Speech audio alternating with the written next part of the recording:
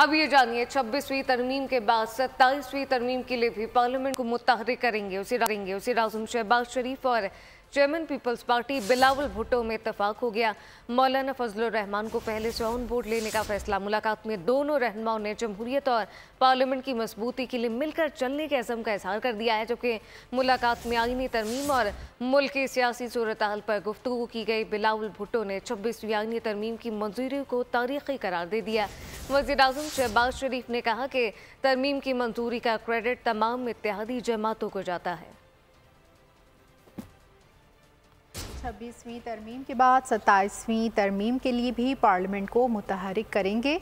वज़ीर आज़म शहबाज शरीफ और chairman People's Party Bilawal Bhutto भी इत्तेफाक हो गया। मौलाना फजलुर रहमान को पहले से ऑन बोर्ड लेने का फैसला। मुलाकात में दोनों रहनुमाओं ने जमहूरियत और पार्लियामेंट की मजबूती के लिए मिलकर चलने के अज़म का इजहार किया। मुलाकात में आईनी तरमीम और मुल्क की सियासी सूरत हाल पर गुफ्तगू की गई। बिलावल भुट्टो ने 26वीं आईनी तरमीम की मंजूरी को तारीखी करार दिया। सब्सक्राइब करें और बेल दबाएं ताकि कोई खबर रह न जाए।